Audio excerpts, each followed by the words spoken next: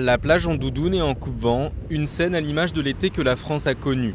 Météo capricieuse, températures automnales et soleil souvent absent, la saison n'a pas été aussi bonne qu'espérée. Mais pour les professionnels du tourisme, après un printemps exceptionnel, le bilan reste malgré tout positif.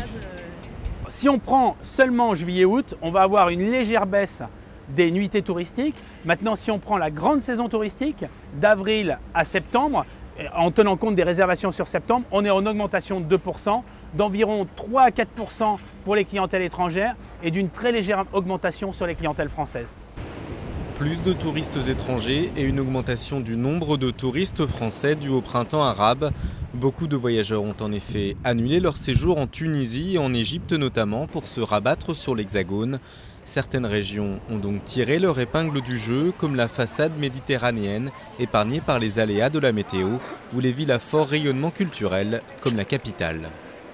À Paris, il fait beau, mais écoutez, vous promenez, vous avez les parcs, vous avez le plaisir de flâner. Il fait mauvais ou il pleut, vous avez la chance de visiter des musées ou à la limite aller faire du shopping. Donc cette complémentarité d'offres, évidemment, nous met dans une position beaucoup plus confortable que ne l'est une destination rurale ou une destination balnéaire.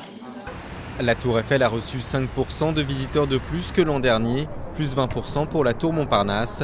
Une fréquentation en hausse mais avec des budgets limités. Les touristes ont surveillé de près leurs dépenses d'hébergement et de repas.